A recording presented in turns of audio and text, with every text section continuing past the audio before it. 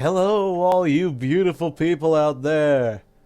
It is I, Wunder Blunder. I'm here today to show you a cute little game that I've found, and by cute I mean very interesting, called Project Aura. This is an early access title from Steam. Well, let's get started. I have not played this game before. Tutorial 1. Introduction. Basics of colony management. Nice music, I must say.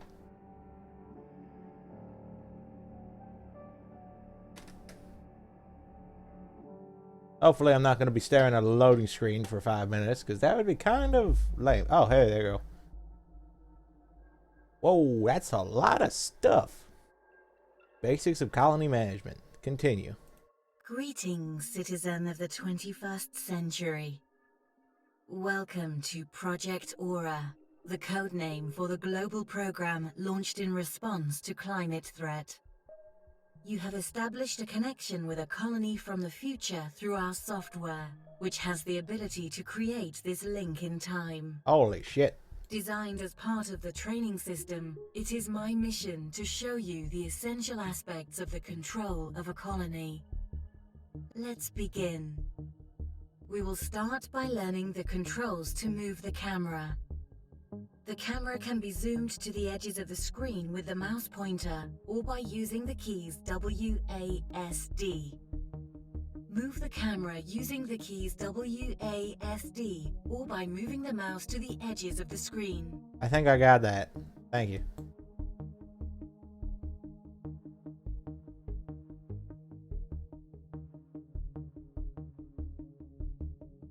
Excellent.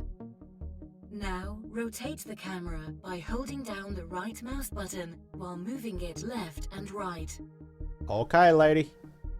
Similarly, you can rotate the camera by moving the mouse up and down. It is also possible to zoom in and out. Use the plus and minus keys or the mouse wheel to zoom in and out. Cool. Now that you are familiar with the basic controls of the camera, let's move on to the command center.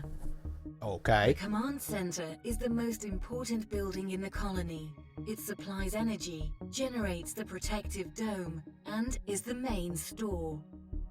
To access the colony's main store, click the inventory button. Correct. You have opened your inventory. I did it. At the moment, it is empty, but the inventory will show us any objects we pick up from now on. I am sending you an object from the Vital Reserve.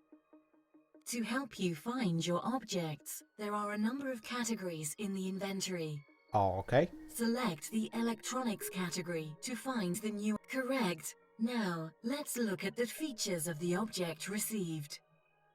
Place the mouse pointer over its battery power. Let's put it to use. Energy is an essential element in the colony. It can be controlled, along with other aspects, by using the management bar. The management bar can be found at the bottom left of the screen. Click on the battery icon located in the management bar. Well done. Oh, You shit. have opened the power management window. From this window, you can Holy see the main mother generator. of God, this looks complicated. The generator is constantly running, producing a flow of energy that is essential for the colony to function. Some of this energy goes to the projection of the dome, and the surplus goes to the energy store. To increase our storage capacity, we can place batteries in the slots available in the main store. Like this? Place the Good job! Now the generator will store the production surplus in this battery. If there are no batteries available to store the energy, it will be lost. Batteries are very important because they provide a backup for the colony in situations where insufficient energy is produced by the generator. That sounds bad. Congratulations! You have completed the first step of your training. I invite you to continue your tuition by completing the next tutorial. Cool. First colonist. Holy shit, that generator panel looks complicated, and that's only the first freaking menu. Oh boy, what am I getting myself into here? Populate the colony with its first inhabitants. At Project Aura, you lead a colony of climate disaster survivors. Most survivors inhabit the vital reserves, ultra-secret centers where they are in a state of cryo-preservation. We must create the necessary conditions in the colony to house the largest number of inhabitants. We will start by building a residential block. This building will provide the necessary accommodation for your citizens. Okay. Click on the construction icon located in the management bar. From the list of available buildings, select the residential block. Excellent. From this window, you can see all the templates available for each building. At the moment, there is just one, but you will be able to create new templates better suited to your requirements later on. Build a residential block. To do this, place the mouse over the template and drag it to a valid position in any of the platforms. Here? Very good. Now that we have the residential block, we can receive the first inhabitants. Only the most advanced colonies can accommodate such a large number of citizens. The vital reserves house a number of colonists ready to join our cities. For information on the availability of new citizens and other vital reserve operations, use the bar on the left side of the screen. Click on the Available Humans button. Humans button. Next, we will incorporate our first citizen into the colony. Select the citizen you would like to incorporate and double-click on him, or click the Awaken button. You're the one that has the coolest helmet, so, also you're a scientist. Good job. Now the Vital Reserve will send us our first inhabitant. The command center has a portal that can transport people and objects from the outside. Each new citizen that arrives at the colony will do so via this portal and will go to accommodation available in the colony. Incorporate the 4 remaining citizens to your colony. Okay.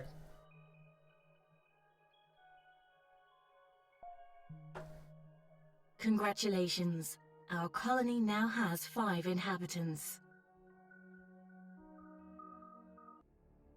Alright. Doesn't tell me what they do, but I guess that's the next one. Let's see.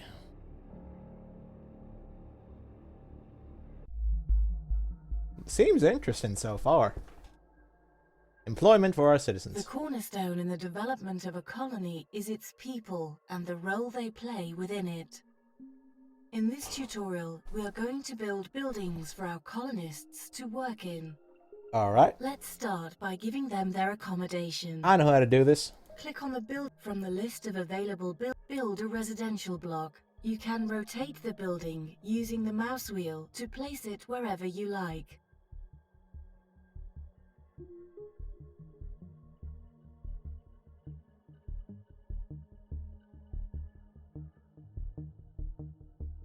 The fuck?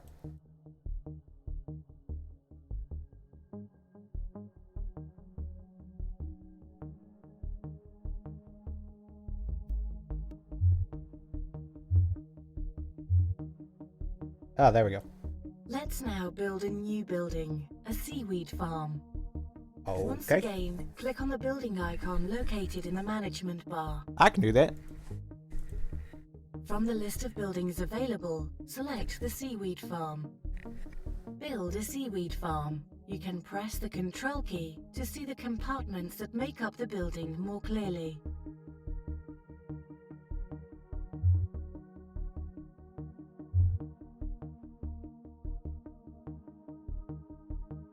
Yeah, it fits smug. At the seaweed farm, wild seaweed is brought in from the outside to be processed and turned into food.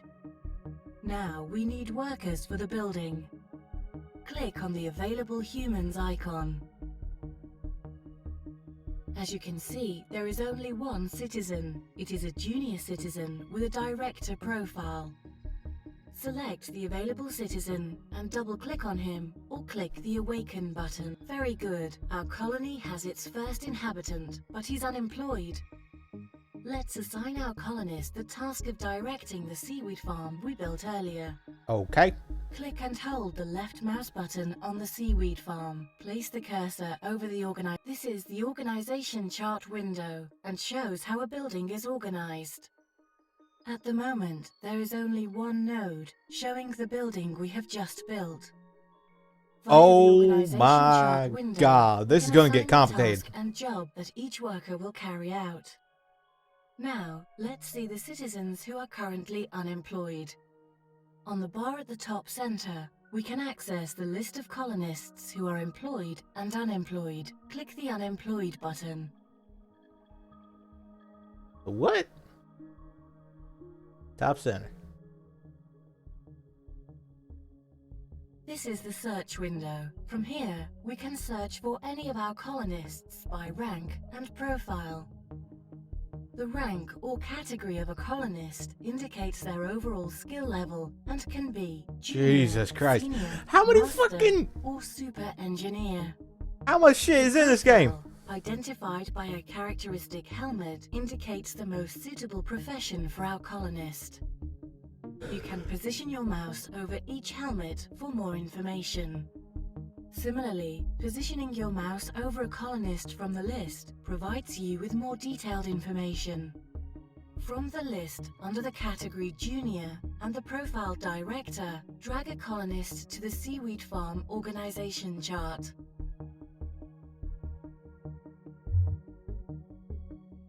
As you can see, the chart now has another node that represents the worker. Now we will give him the task of running the building. This is cool. Hold down the left mouse button on the connector that appears above the worker node and drag it to the building node. Good This job. is fucking Our cool. Seaweed Farm now has a director. As you can see, the building node has more connectors where other elements can be placed. The first node will always be connected to the worker we have selected to direct the building. The remaining connectors represent each production line the building is made up of, to which we will connect blueprints. A blueprint is a work plan of the information necessary for that building's production line to function. We will now use the blueprints we have in the inventory. Drag the 2 blueprints in the inventory to the organization chart. Excellent. Before we continue, let's make the chart window bigger. Drag the resize button to enlarge the chart window.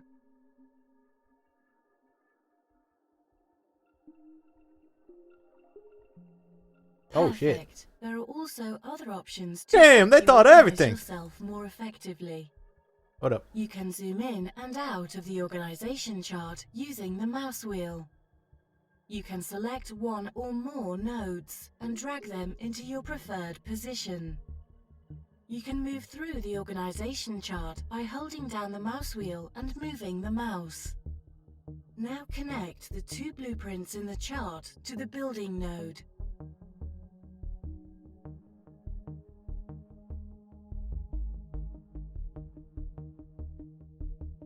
The next step is to connect workers to our blueprints. Open the Available Humans window. Now, directly from the Available Humans window, drag the 4 available citizens to the organization chart. This shit is cool. I love it. Best 16 bucks I ever spent. Excellent. This way the new colonist will be sent directly to the building we want. Now, let's assign each worker to a blueprint. When we connect a citizen to a blueprint, it means he is ready to work on it. The more workers we connect, the more the production line will produce. However, we must be sure that the citizen we connect is the best suited. Both the worker node and the blueprint node show us the ideal profile. If the worker's profile and the profile indicated by the blueprint match, the worker's morale will increase. Under the good job, now all we need to do is start production. Right-click on the blueprint for seaweed fattening. In this window, you can see all the blueprint information in detail. Positioning the mouse over each element gives us additional information. To produce treated seaweed, in addition to energy, we will need wild seaweed and fertilizer. I will send these materials to your inventory. Now that you have the necessary materials, click on the play button to start production. Excellent! Our seaweed farm has started production. We are transforming our wild seaweed into treated seaweed, but there is one more step needed to make it edible. This way, it can be used to feed the inhabitants of the colony. Damn, this bare bones kind of shit. Now open the dried seaweed blueprints information window. Start up the dried seaweed production line. You have started to produce portions of seaweed. Congratulations, you have completed the 3rd tutorial. To finalize your tuition, I invite you to complete the 4th and final tutorial. Okie dokie. Food. Note the details related to feeding management.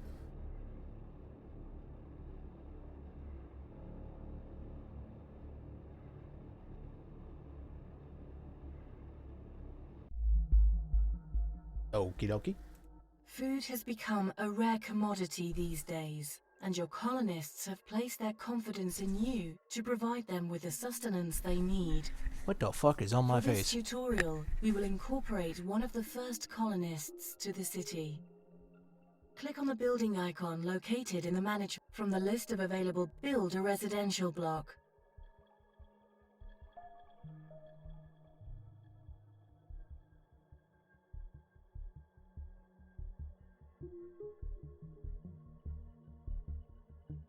Huh. I'll get in the templates later.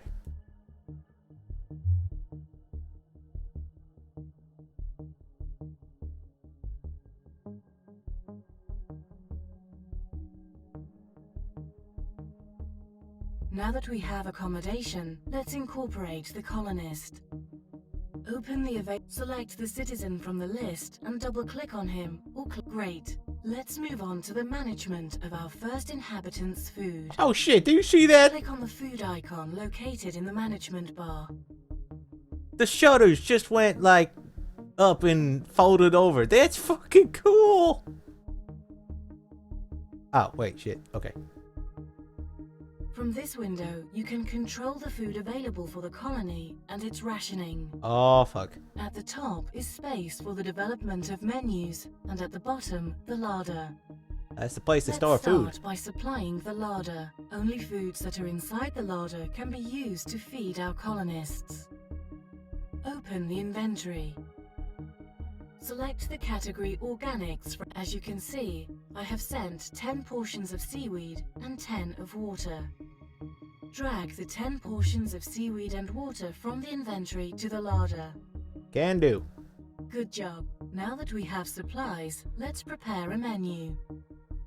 Drag the seaweed and water from the larder to any free space in Menu 1. Now click on the button to activate Menu 1. By checking a menu as active, we are setting out the food that our colonists will eat every day. We have configured the colonist diet as 1 portion of seaweed and 1 portion of water per day. It kind of As sucks. shown in the information window, we have supplies for 10 days. We will incorporate a new colonist to see the effect this has on our supplies. Open the available humans window. I did have that open. Select the colonist from the list and double-click on him or click the... Very good. Now, open the food menu again. Our forecast of food supplies has dropped from 10 days to 5 days because they now have to be shared between 2 people. Let's find out what effects food can have on the colonists. Hydration, nutrition, and morale are 3 values that, on a scale of 0 to 100, affect a colonist's health. All colonists start with a value of 50, however this value will go down daily. The food will help to recover the colonists' hydration, nutrition and morale values. Position your mouse over the seaweed portions. Position your mouse over. Very good. As you can see, the seaweed provides 5 nutrition points. Now position your mouse over the portion of water. The result is that the seaweed provides 5 nutrition points and the water a further 5 hydration points. Despite the fact that neither the seaweed nor the water provides morale directly, we earn 2 points due to the variety on the menu. The difference between the points Some variety by diet and the daily depletion is applied to the hydration, nutrition and morale values of each colonist. If any of these values reaches 0, the colonist will die or will leave the colony.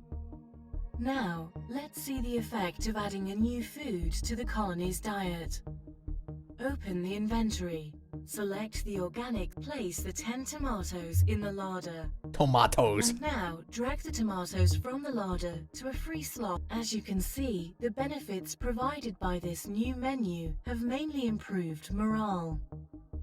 The more advanced colonies will usually have alternative food to seaweed, and even specialist buildings for the preparation of more elaborate dishes. Damn, food's taken seriously. Having a source of food in addition to seaweed will bring happiness and prestige to your colony. Congratulations! You have completed the 4th and final tutorial. You now have the essential knowledge to activate your first colony. What? I know how to fucking put food together. And that's fucking it. Did you see how many other buildings there were?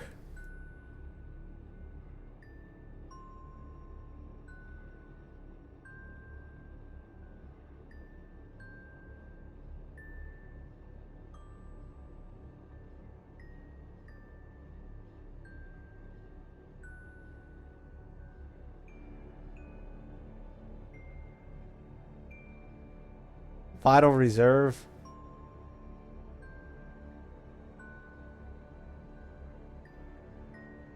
The planet has been divided into sectors. He is controlled by a vital reserve. The new centers of political and economic influence. Colony.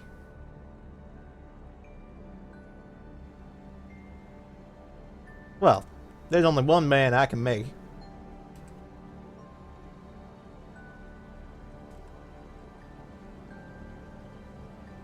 Albert Vanderveen.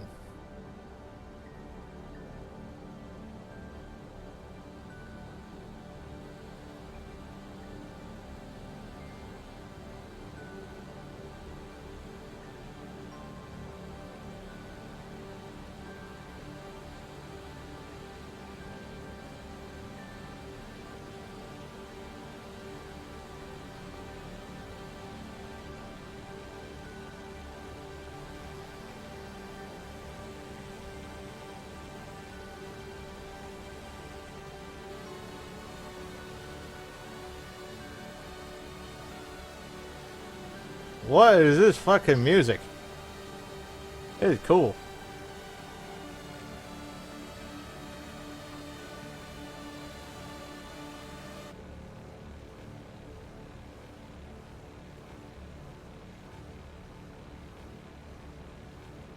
Hacking.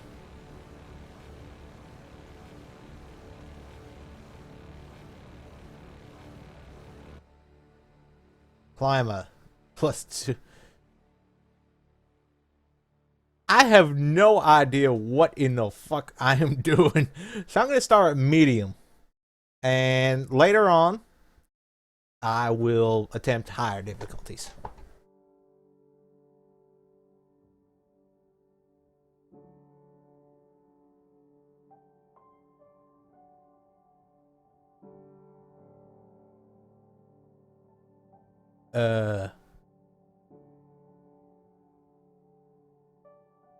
Well, actually, hold up. Yeah, that's a good place to stop this episode right now. Hey, it is 24 minutes already. So, episode 1, tutorial. Episode 2, the beginning. See you all later.